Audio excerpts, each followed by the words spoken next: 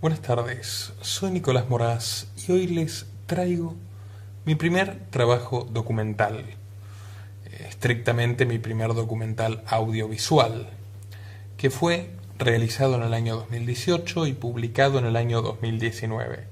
Curiosamente, siendo que el foco del trabajo se trató de la censura, recibí múltiples obstáculos de la cadena de televisión que lo había aprobado y que teóricamente iba a solventarlo.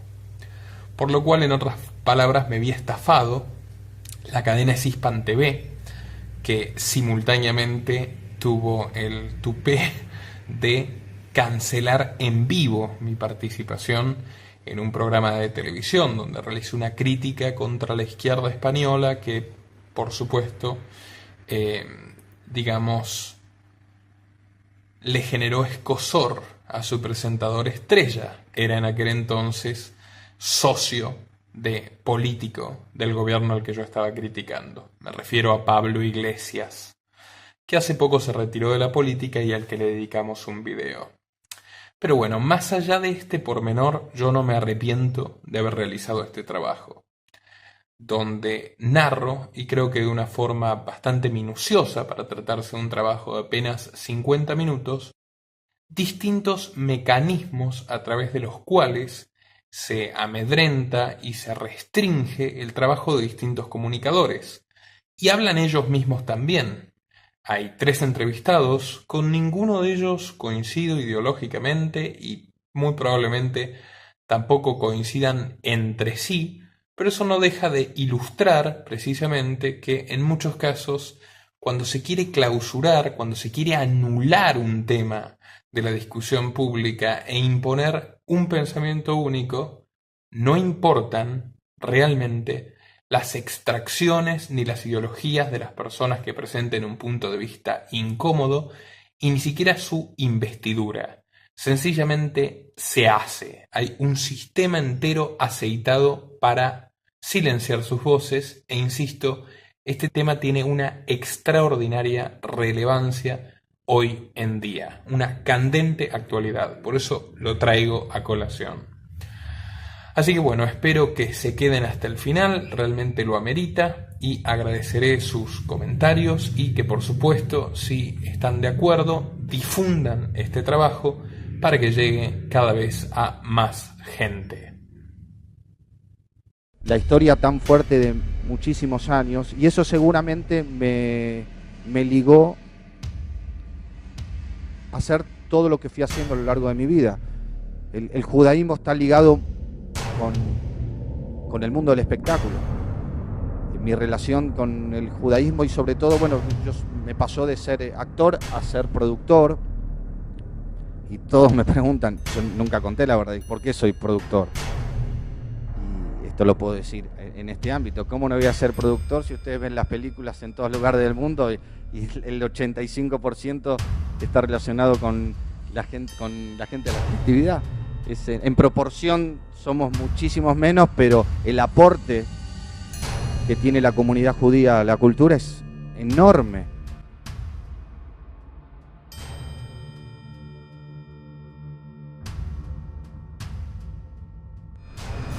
Conozco las entrañas de la prensa del siglo XXI, dominada por holdings que invierten en los más diversos rubros: finanzas, petroquímica, agroindustria, farmacéutica, etc. Las redacciones se transformaron en nuevos instrumentos para ganar dinero, pero no necesariamente publicando una buena exclusiva, sino promoviendo leyes que favorezcan sus proyectos corporativos, apoyando la carrera de políticos que luego los recompensarán con licencias monopólicas, subvenciones millonarias o publicidad oficial, ocultando los secretos de sus dueños e instigando persecuciones judiciales contra sus enemigos. Por todo lo anterior, existe una cartelización de las empresas de medios, que ya no se ven obligadas a competir entre sí. Al contrario, se unieron para conquistar un poder mucho mayor, inmensamente útil para la élite mundial: la construcción de un relato hegemónico, una realidad paralela indiscutida e indiscutible, que justifique el orden de las cosas y lo perpetúe. Decía el brillante liberal francés Frédéric Bastiat que la hazaña más asombrosa de los opresores fue reemplazar los grilletes que encadenaban a los oprimidos por una forma mucho más sutil de opresión, la esclavitud mental. Cada vez son menos las diferencias editoriales entre la CNN y la BBC. El New York Times o el Universal, Clarín, El País de España o Le Figaro. Sus posiciones sobre terrorismo son esencialmente las mismas que las del Pentágono. Su postura favorable a la bancarización compulsiva obedece a los mandatos de JP Morgan y absolutamente todos los editores están de acuerdo en promocionar la visión de género de George Soros. Pero en los últimos años esta aceitada coordinación estratégica comenzó a dar signos de agotamiento. De la mano de Internet, las ganancias de estos titanes decayeron junto a su credibilidad. Aparecieron multitud de blogs, portales e incluso cadenas alternativas que ofrecen al público visiones contrapuestas a las del mainstream. Pero cuidado, si algo caracteriza al capitalismo crony es su habilidad para reinventarse constantemente. La guerra que enfrentó a los titanes de la prensa con los oligopolios que manejan Internet, como Google y Facebook, está llegando a su fin. Las redes sociales se convirtieron en la mayor base de datos de la historia de la humanidad, sirviendo a sus gobiernos aliados como un instrumento de vigilancia masiva de alcances ilimitados. El panóptico de Bentham aplicado a 3.000 millones de reclusos de una prisión virtual. Sus gerentes castigan y persiguen a los medios alternativos mientras privilegian a los medios hegemónicos, que ahora se auspician a través de sistemas de publicidad personalizada como Google AdWords y Facebook Ads. De todas formas, quienes estamos empeñados en luchar contra corriente, siempre encontramos una trinchera desde donde dispararles con nuestras ideas subversivas. Como David contra Goliat, nuestras modestas victorias amenazan su hegemonía. Llegada a esta instancia, los métodos del totalitarismo sutil son reemplazados por el viejo látigo de los inquisidores medievales, de los monarcas absolutistas y las dictaduras militares, capaces de condenar a muerte a todo aquel que los cuestione, imbuidos de la prepotencia sádica de quienes suplen con violencia su falta de razón. A continuación conocerán cómo opera la censura de los lobbies sionistas en América del Sur, con arcaicas listas negras, chantajes monetarios, amenazas públicas, persecución política y judicial e incluso, cual policía del pensamiento orwelliana, el intento de redimir a sus críticos antes de exterminarlos definitivamente. No lo dijo él, es la cantidad de desaparecidos que figuran, el resto no están. Nuestro dinero estaba siendo pagado para gente o sea, de más en vez de la cantidad de desaparecidos que estaban, o sea, nuestros impuestos. Es como pasó con el Holocausto, dijeron que eran 6 millones, pero no eran tantos.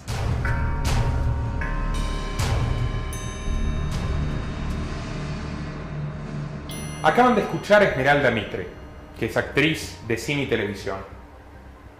En ese fragmento de una entrevista que le realizaron en mayo del 2018, afirma que no está segura sobre la cifra de víctimas de la última dictadura militar argentina. Afirma que la popularizada cifra de 30.000 muertos no se condice con la realidad, al igual que los 6 millones de muertos judíos en la Segunda Guerra Mundial.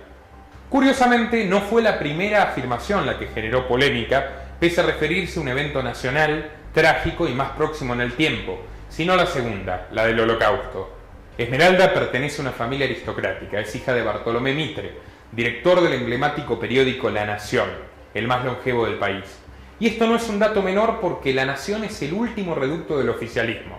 Trabaja activamente por preservar al gobierno de Macri y es un portavoz histórico de los enfoques atlantistas y pro-israelíes. Nada de esto impidió que esta mujer sea exhortada a pedir disculpas por la DAIA, la Delegación de Asociaciones Israelitas Argentinas, que es el principal lobby sionista del subcontinente. Todos los medios nacionales, empezando por el canal de nuestro amigo Suárez hasta el tabloide de su propio padre, repudiaron sus dichos, criticaron severamente a la actriz y advirtieron en tono pendenciero que se aproximaba el final de su carrera.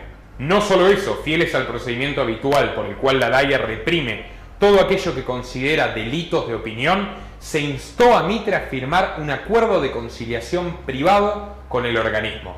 Si bien la DAIA es una entidad privada, pretende representar a la totalidad de los judíos en Argentina. La subordinación de los medios argentinos hacia la DAIA es absoluta y excede incluso los propios vínculos familiares de sus dueños. Impactante. A continuación, escucharán de la boca de Esmeralda Mitre cómo aconteció su reunión con el entonces presidente de la DAIA, Ariel Cohen-Sabán. Una situación de vulnerabilidad, sin entender lo que me quería decir, lo recibo. Me dijo, te pido por favor que te sientes al lado. Vení, por favor, vení. Te quiero salvar, te quiero ayudar, yo te voy a ayudar. ¿Te puedo abrazar? Abrázame fuerte. Y yo no podía entender lo que estaba pasando. Me corro y él me dice, bueno, yo te voy a convertir en una heroína. Yo creo que tendrías que ir a Alemania, llevarte un par de chicos, podrían ser así, dice, un par de chicos, unos 10, unos 12, bueno, vamos viendo. Y yo le digo, pero ¿cómo? Yo estoy ensayando una obra, no puedo ir a Alemania. No sé, le digo, ¿qué quiere decir? ¿Que yo tengo que pagar por un perdón? Pregunté, ¿cuánto cuesta esto?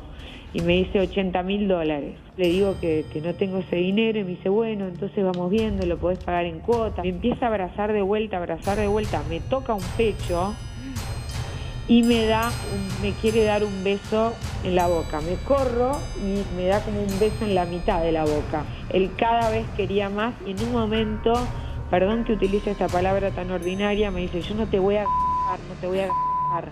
Y adivinen qué, Cohen-Sabán admitió sus delitos. Ustedes se preguntarán, ¿qué ocurrió entonces? ¿Se disolvió la DAIA?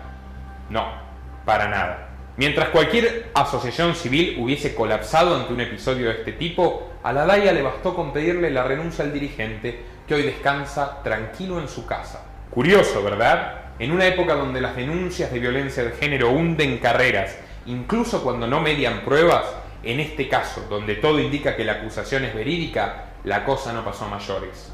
El pedido de soborno está consagrado por el carácter privado de las conciliaciones de la DAIA, cuya regla pareciera ser ofrecerle a los imputados la posibilidad de comprar su absolución, so pena de destruirlos personal y profesionalmente.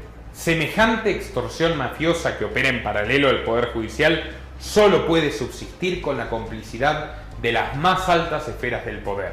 Prueba de ello es la suerte que corrió Santiago Cunio inmediatamente después del caso Mitre.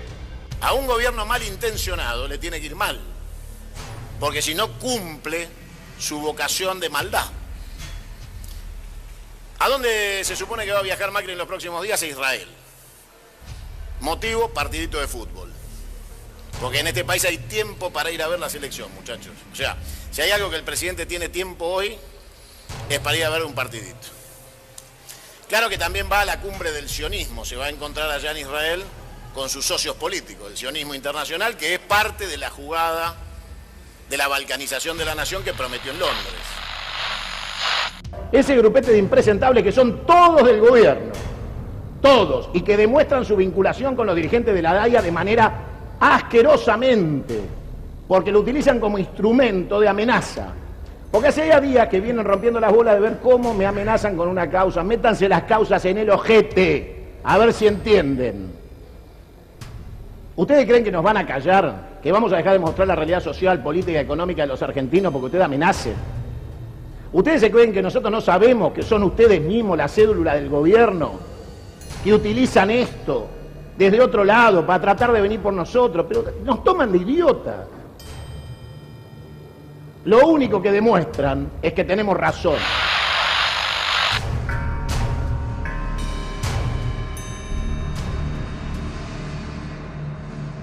Cunio es un periodista crítico con el gobierno de Macri, que lideraba la audiencia con su programa 1+1+3 desde la pantalla de Crónica TV. El ciclo, que duraba 2 horas diarias y se emitía de lunes a viernes, contaba con variedad de invitados que no tienen lugar en otras cadenas televisivas aliadas al presidente. De la multitud de críticas que Cunio dirige vehementemente a la actual gestión, algunas molestaron más que otras, más de la cuenta, más de lo permisible para los cánones de nuestra falsa democracia.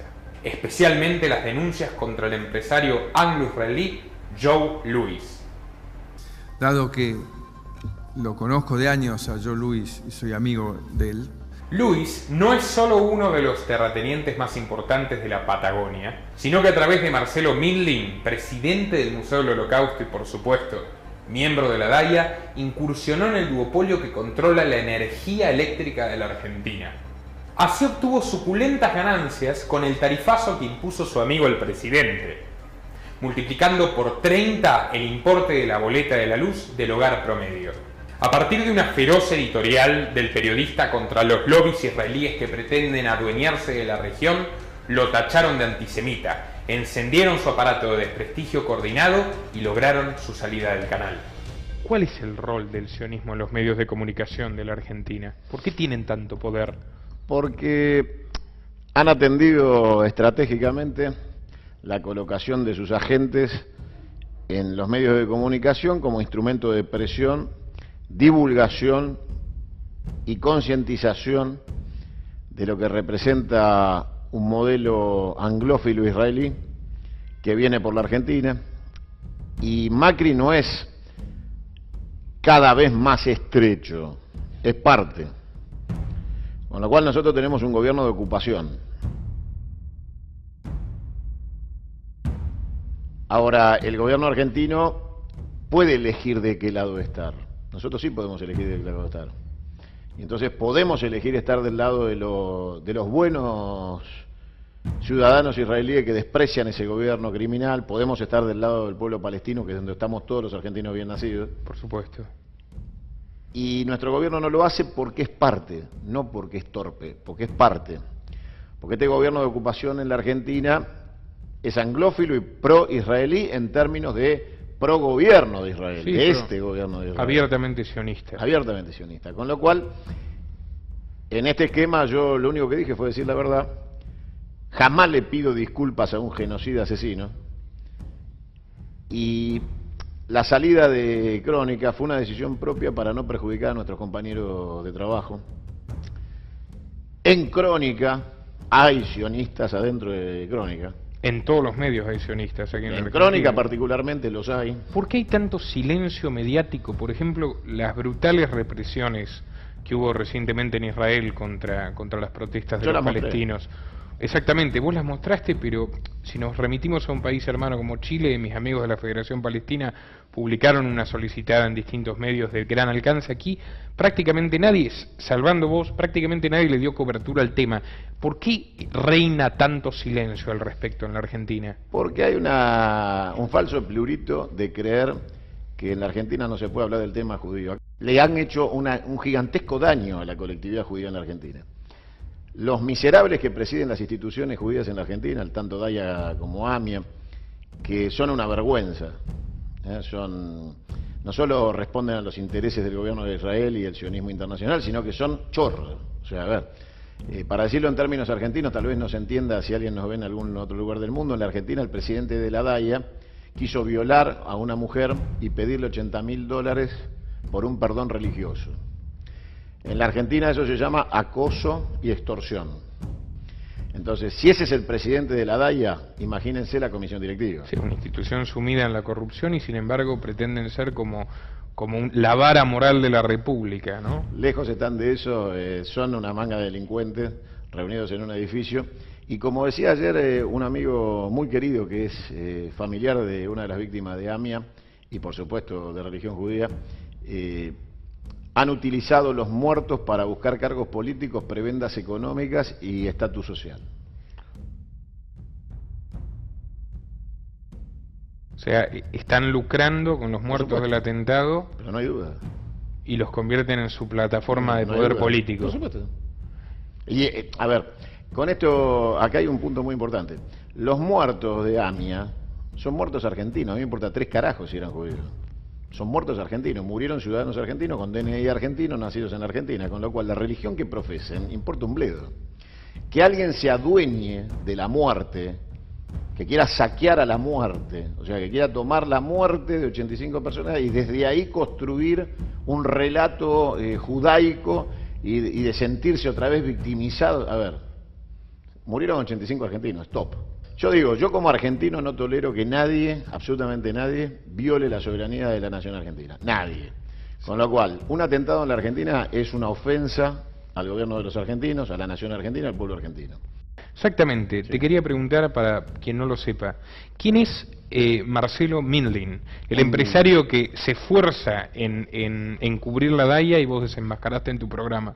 Anglo-israelí dije, el dueño del dinero es otro ciudadano del mundo, como dicen ellos, que se llama George Lewis, que también es de origen israelita y que es anglosajón, la sexta fortuna inglesa del mundo, y que es el testaferro, el señor Mindlin de Lewis, y que es socio de Mauricio Macri. ¿Socio del presidente socio de Mauricio Macri? Macri? Viene de norte y de sur. Obviamente las acciones de Mauricio Macri están en Panamá, no están acá. Y obviamente por ahora el único presidente enredado en los Panama Papers que no ha pagado, habiendo ya presidentes que han dimitido por estar en los Panama Papers, es Mauricio Macri. Obviamente lo sostiene los intereses anglo-israelíes. Santiago, para terminar, ¿cuál crees que es el futuro de la libertad de expresión en la Argentina en un momento donde el gobierno goza de un blindaje de las corporaciones periodísticas nunca antes visto? El gobierno ya está terminado. Le estamos contando las horas del knockout. Este gobierno está terminado. La Argentina va a recuperar su soberanía política, su independencia económica, y la libertad de prensa la ejercemos porque no pedimos permiso. La libertad de prensa es algo que se ejerce de manera individual. Y obviamente en la Argentina el problema es que tenemos muchos compañeros que ejercen la autocensura.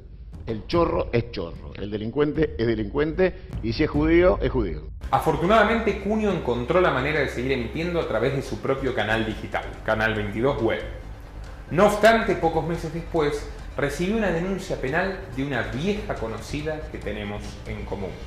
Principalmente teniendo una ministra de Seguridad, Patricia Bullrich, que además de ser un ejemplo de panquequismo político, es una chica de la Fundación Naumann, no sé si mucha gente lo sabe, que la instaló la Fundación Naumann, que se dedica a interferir con su origen alemán y su financiación 100% alemana en la política argentina, y que felicitó por supuesto su nombramiento, y que parece más una agregada comercial de la Embajada de Israel que la ministra de Seguridad de la República Argentina. Su marido es dueño de un diario en Tel Aviv.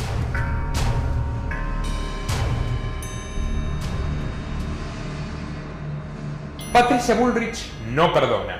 La actual ministro de Seguridad ostenta un prolífico currículum. Desde sus orígenes en la guerrilla socialista Montoneros, fue diputada peronista, ministro de Trabajo del fatídico gobierno radical de Fernando de la Rúa, que nos condujo a la megacrisis del 2001, y líder del partido unipersonal Unión por Todos. Y aunque no parezca, Patricia se mantiene fiel a alguien más que ella misma, sus padrinos políticos. Allí es donde aparece Mario Montoto, también exmontonero, devenido un empresario armamentístico proveedor de todos los gobiernos argentinos de los últimos 30 años. Un monje negro que paga por mantenerse fuera de los radares de la prensa y, adivina adivinador, presidente de la Cámara de Comercio argentino-israelí. A Montoto y a la Fundación Naumann, un lobby financiado íntegramente con impuestos alemanes, Bullrich les debe el cargo que ocupa actualmente. Siguiendo la lógica de favor con favor se paga, Argentina realizó millonarias compras de armamento y equipamiento policial israelí en los últimos 2 años y medio.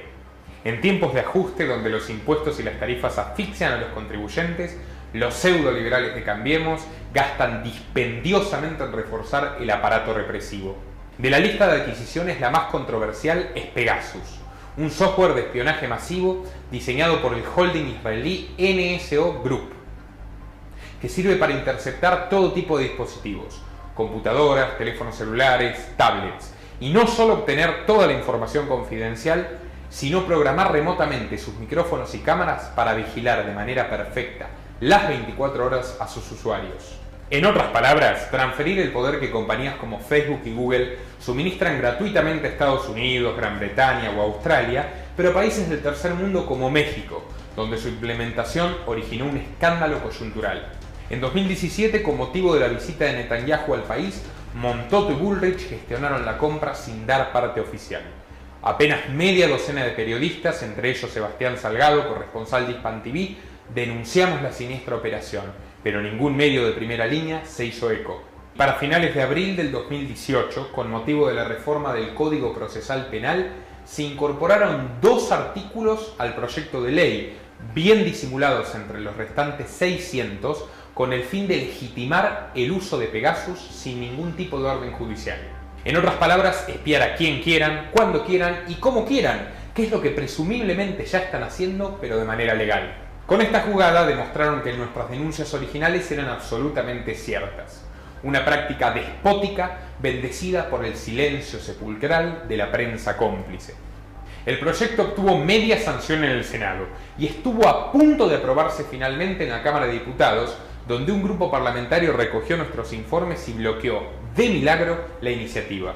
Cuesta creerlo, pero este tema, que fue quizás la principal noticia del año, no figuró ni por un momento en las principales portadas de diarios, ni en el prime time radial o televisivo, con la sola excepción del programa de junio, donde tratamos el tema antes y después de su salida de Crónica. El fenómeno Pegasus reveló como nunca antes el grado de sumisión del periodismo al poder sionista.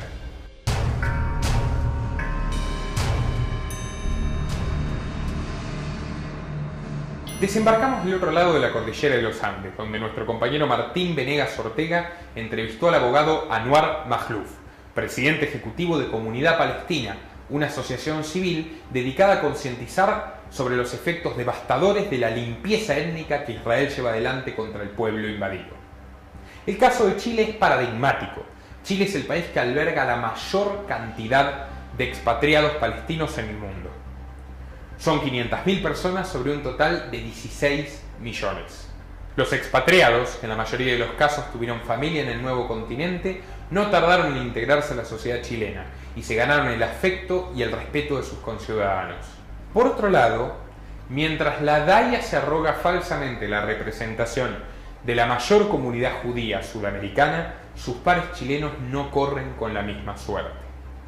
La suma de todas las organizaciones sionistas chilenas, entre las cuales destacan el Consejo Chileno-Israelí, la Comunidad Judía de Chile y el Círculo Israelí de Santiago, no alcanzan siquiera los 5.000 afiliados, literalmente el 1% de la cantidad de chilenos palestinos.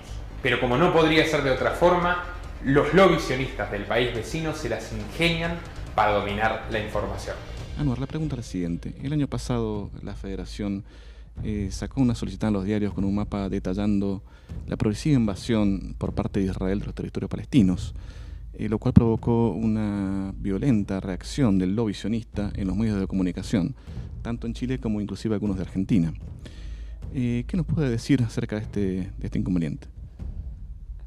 Bueno, primero muchas gracias por haberse interesado y por conocer más sobre la comunidad palestina de Chile y el trabajo que nosotros realizamos de manera constante. Nosotros lo que intentamos hacer siempre es visibilizar lo que ocurre en Palestina y aportar, generar conocimiento. Siempre el lobby sionista va a intentar desacreditar lo que dice la legislación internacional, va a intentar desacreditar a todos aquellos organismos que de manera objetiva intentan visibilizar lo que ocurre en Palestina, y en ese contexto siempre ha dicho que la comunidad palestina en Chile intenta importar el conflicto, como si nosotros cuando hablásemos de Rusia estuviésemos importando el conflicto, o cuando si hablamos de Venezuela importamos el conflicto que existe en Venezuela, o si hablamos de alguna problemática en algún lugar del mundo estuviésemos importando esa problemática. En ningún caso. Nosotros intentamos generar discusión, intentamos generar análisis sobre lo que ocurre y en ningún caso importar algún conflicto. Por lo demás tampoco existe un conflicto, existe una ocupación militar en la cual existe una potencia ocupante y un pueblo ocupado, un pueblo oprimido al cual se le vulneran todos sus derechos. No solo dice que importamos el conflicto, sino también que la comunidad palestina de Chile es una comunidad antisemita, intentando dar ellos sus propias explicaciones sobre lo que significa ser semita. Por otro lado, siempre intentan desacreditar lo que dice la comunidad palestina de Chile, diciendo que se incita al odio, que se incita a la violencia, y por supuesto sin mayores argumentos para deslegitimar lo que dice la legislación internacional, que existe una ocupación militar y que se vulneran los derechos humanos de todos los palestinos. En esa ocasión en particular que tú me mencionas de los mapas, hicimos ver que a lo largo de 70 años Palestina se ha reducido al 8% de lo que era, y en un 8% en que Palestina se ha reducido a guetos, se ha reducido a islas ciudades que ninguna tiene conexión entre sí. Eso es una colonización, eso es un apartheid y eso es hacer desaparecer a un país por completo. Y cuando uno intenta visibilizar lo que ocurre o criticar las políticas de Israel, el lobby sionista inmediatamente actúa con diferentes adjetivos y descalificativos a todas estas críticas legítimas. Explíquenos cómo ha sido esta violación, digamos, a su derecho al tránsito y entrar a Palestina. Bueno, el año pasado efectivamente se me prohibió el ingreso para poder ingresar a Palestina. Las fronteras para poder ingresar a Palestina las controla la ocupación israelí. Por lo tanto, cualquier persona que quiera visitar los territorios palestinos ocupados debe pasar obligatoriamente por control fronterizo israelí.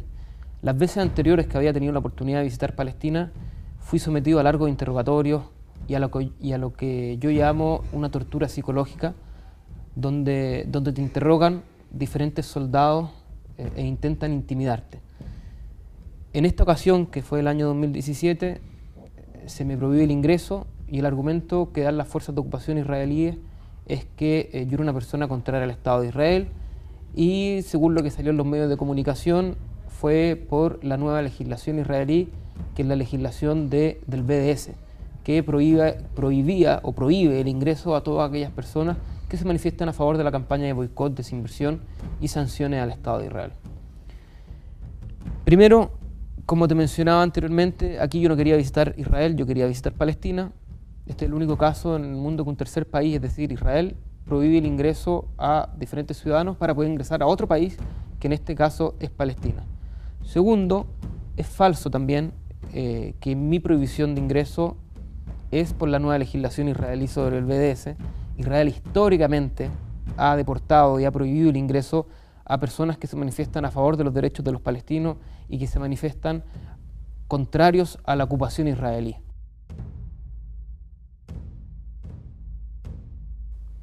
Por lo tanto, esta ley en particular lo que viene a hacer es dar una cierta apariencia de legalidad con esta nueva legislación israelí a un acto que es contrario a la legislación internacional. Por lo demás, existe en el ámbito internacional existe lo que se llama la reciprocidad.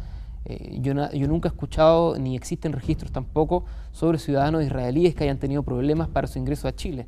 Sin embargo, somos cientos de ciudadanos chilenos, en su gran mayoría chilenos de origen palestino o chilenos que solidarizan con la causa palestina, a quienes Israel le ha prohibido el ingreso para poder visitar Palestina, insisto.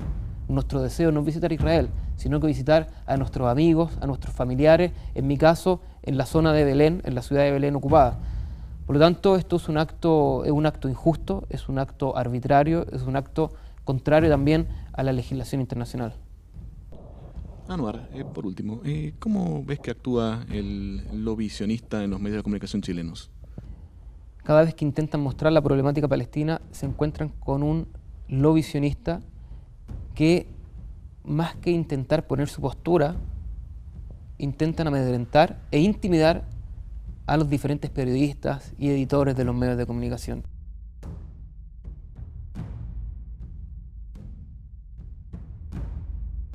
No solo en actos de intimidación, sino que también existen, conocen bien, me imagino, los medios de comunicación, donde existen muchos auspiciadores, y grandes de estos auspiciadores, que son empresas, son de dueños que son sionistas. Exactamente, amenazan, digamos, con quitar la pauta publicitaria y todo eso. Exactamente, amenazan con quitar los auspicios a determinado programa. Y adicional a eso, Israel es conocido por su limpieza de imagen. Claro. Israel otorga becas a un sinnúmero de periodistas de diferentes medios de comunicación, radial, escrito, televisión, para ir a estudiar Israel y mostrar estas bondades de Israel como un país abierto, como un país democrático, en momentos en que practica una colonización brutal, violando los derechos humanos de los palestinos de manera diaria. Y de esta manera intenta siempre manejar o manipular lo que los medios de comunicación intentan visibilizar sobre lo que ocurre en los territorios ocupados palestinos. Bien, Anwar, ¿puedes mencionar algún otro caso que tú conozcas de propaganda sionista o de censura sionista en los medios chilenos? Esto ocurre todos los días. Lamentablemente es cosa de todos los días. El lobby sionista actúa muy fuertemente, envían diariamente pautas a los medios de comunicación. Todos los días, o más bien todos los meses, periodistas chilenos viajan invitados por la comunidad sionista a Israel. Y estas son formas de lobby y son formas de, a través de estos cambios, censurar una eventual opinión de algún periodista sobre el tema palestino.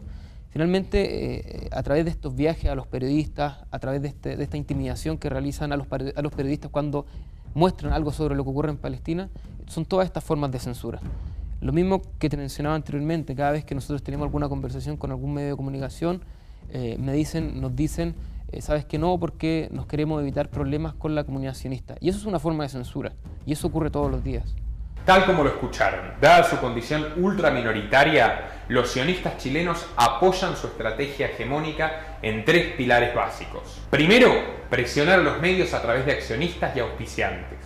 Segundo, aislar a los chileno-palestinos de sus familiares y amigos en Gaza y Cisjordania, boicoteando la tarea de la comunidad palestina y bloqueando el acceso a información de fuentes primarias.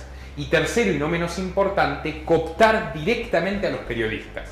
Una técnica que utilizan frecuentemente en países donde la presencia numérica de los operadores sionistas es menor. Tutelando la carrera de los profesionales de la comunicación, como lo hacen con los políticos, se garantizan un disciplinamiento perfecto de la prensa. Contar con agentes en todos los estamentos del periodismo reduce drásticamente la aparición de disidencia contra el pensamiento único. Los niños son principales víctimas de esta ofensiva. Este jueves, al menos 5 niños murieron en diversos ataques en Gaza. O sea que Israel no solo es terrorista, sino también es racista, fundamentalista y genocida. Bueno, acá estamos empezando en lo políticamente incorrecto, como habíamos dicho al principio del programa. Claramente lo que acaba de leer Enrique es la triste realidad. Los palestinos no se fueron pacíficamente, fueron expulsados por el terror sionista, que tiene nombre y apellido, especialmente básicamente 4 organizaciones: Irgun Tzvai Leumi, que ya hemos hablado y vamos a seguir hablando, el grupo Stern, nombrado por un terrorista de nombre Abraham Stern, el grupo Lehi y el grupo Haganah. Esa es una de las realidades. Y la otra realidad, y esto me duele tener que decirlo, pero es exactamente así, es que los multimedios, que por razones que vamos a ir investigando, están sistemáticamente alineados con el sionismo en todo Occidente, solamente dan la versión de ellos, y para hacerlo, lamentablemente, mienten permanentemente.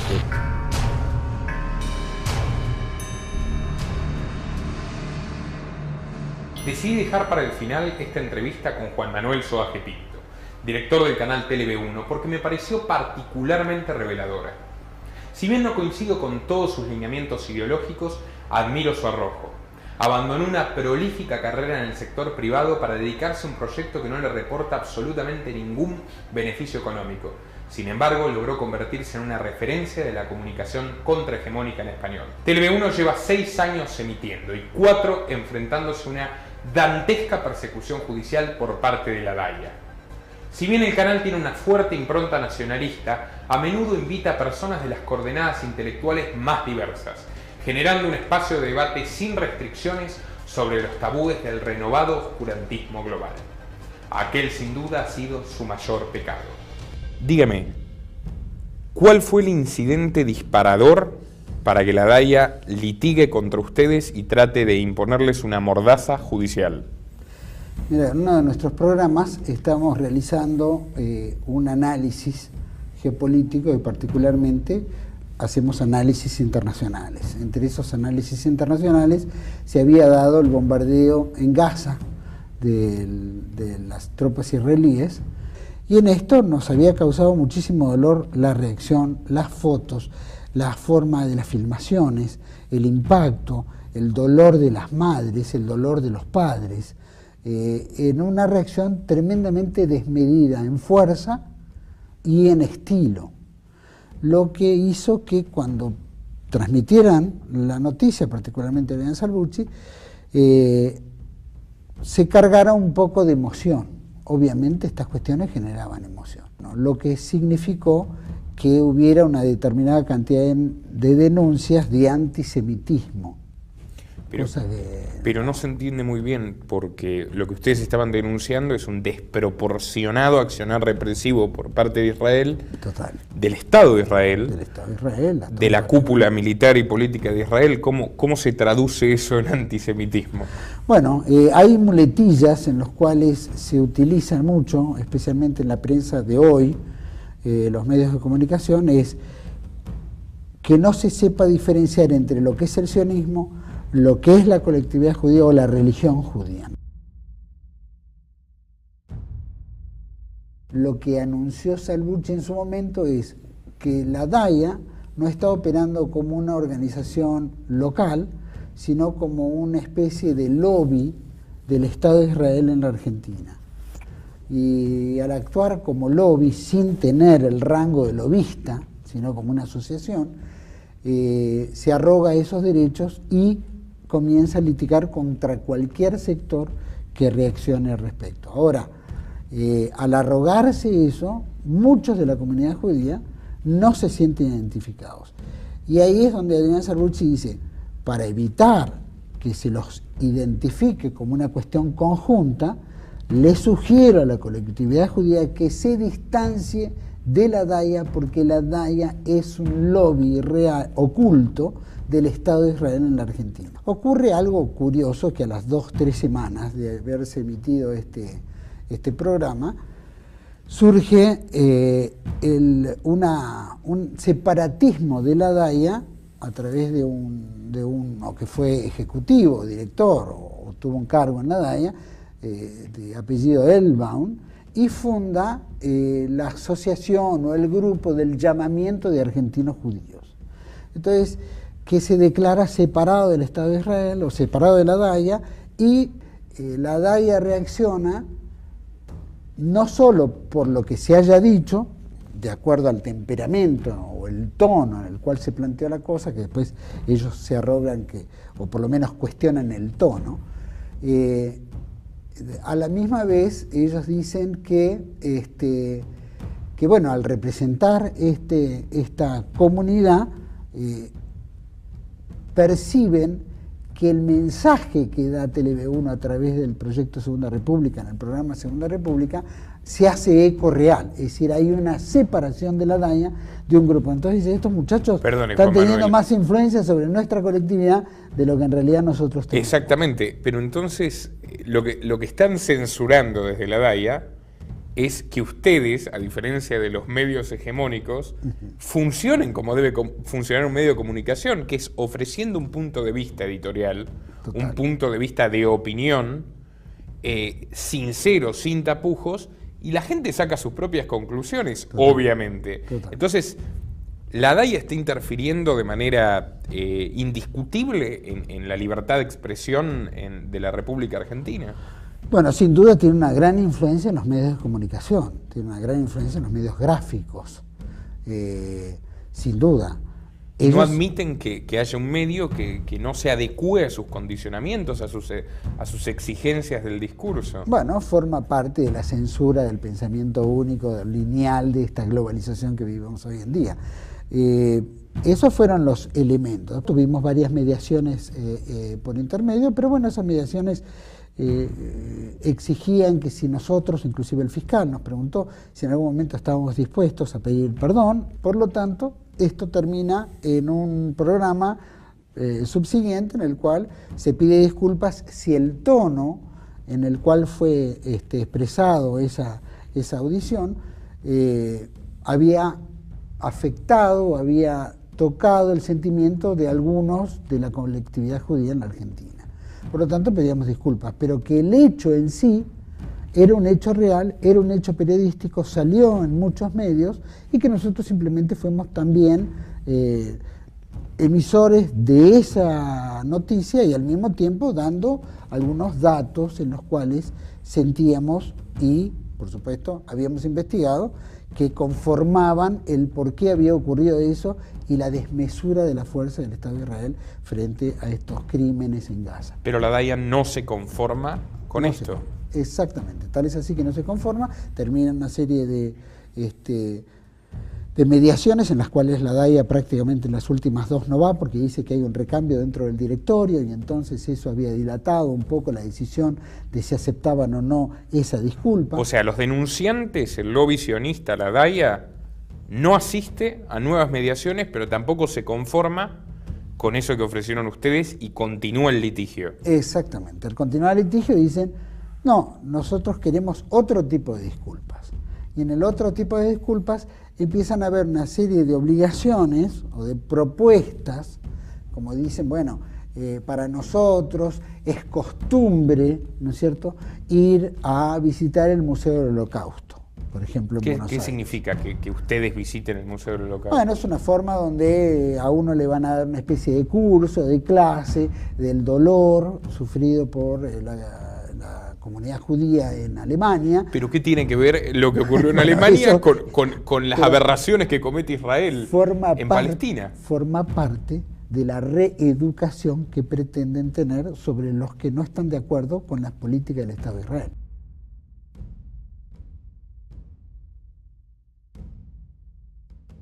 Entonces, esto entra dentro de un paquete, lo mismo que pedir disculpas de otro tono, es decir, después visitar probablemente la DAIA y tener una reunión con ellos, después, más o menos como el caso de Esmeralda Mitre, la hija del dueño del diario La Nación en Buenos Aires. Lo hemos tratado en el que programa. Lo hemos tratado también, y que, bueno, de alguna manera también involucró una serie de medidas denominadas probation por ellos solos, ¿no? Porque no hubo una probation judicial. Pero que ellos entonces se erigen como si fuesen casi una institución judicial autónoma y el Poder Judicial sigue sus instrucciones. Sí, parece pintado, ¿no? Parece que estuviera subordinada a las leyes de ellos. La DAIA, en lugar de apuntar a la conciliación, lo único que logró es prolongar eternamente este conflicto judicial, tratando de amedrentarlos a ustedes. Exacto. Y generar más y más confrontación en la sociedad argentina.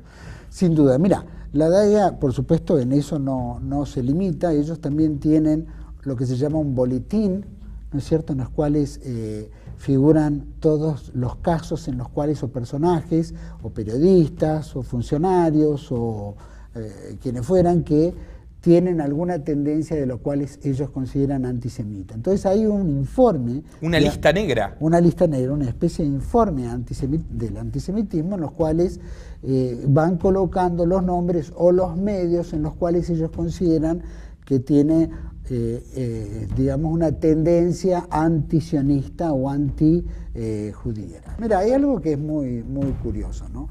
En el consciente colectivo mediático, cuando existe una denuncia, más allá de que la denuncia se haya archivado por motivos múltiples, para el conjunto, generalmente dicen, o TLB1, o Adrián Salbuche, o Suaje Pinto, fueron denunciados de antisemitas.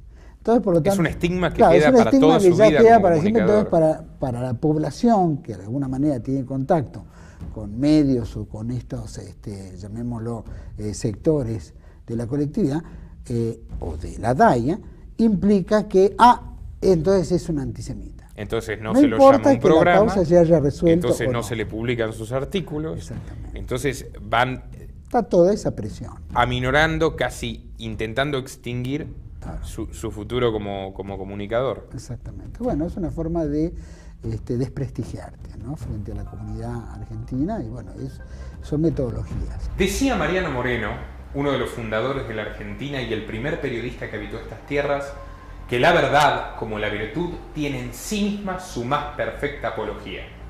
Si se restringe la libertad de debatir verdades, ventilarlas o contrastarlas, nos convertiremos en individuos vegetantes, fanáticos y embrutecidos, condenados a la ruina, el abatimiento y la miseria moral. Espero que este documental haya rendido honor a aquella máxima y también a la clarividente advertencia de Voltaire. Para saber quién gobierna sobre ti, dirige tu mirada a quienes no estás autorizado a criticar. Los testimonios de los entrevistados demuestran que la censura en su estado puro sigue igual de vigente que en los siglos pasados, pero también contienen un mensaje esperanzador. A través de Canal 22, junio sigue llegando a miles de argentinos. TV1 resiste pese a los embates en su contra, de hecho está en su mejor momento, y la comunidad palestina de Chile continúa en su misión de concientizar a los latinoamericanos y solidarizarlos con el pueblo palestino. Aunque personajes tan disímiles como Trump, Zuckerberg o Soros y sus mayordomos vernáculos intenten impedirlo. Recuerdo una de las primeras veces que fui censurado. Tenía 19 años y llevaba un año como columnista de opinión de Infobae. Luego de haber publicado exitosamente varias columnas que en su día alcanzaron el podio de las más leídas, decidí enviar una titulada Israel, breve historia de un genocidio contemporáneo, donde exponía mis puntos de vista liberales para la abolición del etno Estado judío, que nació como el mayor logro de la ingeniería social del Imperio Británico. Esa misma tarde me llamó el jefe de la sección, intentando disuadirme para que la reemplace por otro artículo. Ante mi negativa, me comentó que estaban por abrir una rama audiovisual y que sería una gran oportunidad para mi carrera. Le contesté que no podía permitirme esa concesión porque no estaba dispuesto a subastar mi independencia. De más está decir que no volví a publicar en Infobae, y durante unos meses me pregunté si realmente valía la pena dar la batalla de las ideas ante un desbalance de fuerzas de tal magnitud. Hallé la respuesta tiempo después en Asunción, donde me invitaron a disertar sobre la historia de la colonización de Palestina ante un auditorio muy reducido. Decidí narrar las trágicas semanas de noviembre de 1947, cuando las tropas inglesas desalojaron a los palestinos y les entregaron sus hogares a los invasores sionistas. La operación fue tan repentina que los nuevos habitantes se encontraban con el café del desayuno todavía humeante sobre la mesa, mientras quienes iban a beberlo fueron recluidos de un instante a otro en campos de concentración. Bastaron 30 minutos para arrebatarles su libertad, su propiedad y sus vidas. Al finalizar el encuentro, mientras la gente se dispersaba, se me acercó una mujer muy mayor. Me miró seriamente con sus ojos gigantes y me dijo: «Yo lo sufrí. Tenía tu edad y lo recuerdo como si hubiera sido esta mañana. Vivo hace 60 años fuera de mi patria. Mis hijos nacieron aquí y conocen la historia, pero a mis nietos no les interesa. Tengo miedo de morirme y que nadie la recuerde. Por favor, nunca dejes de contarla. Alguien tiene que decir la verdad».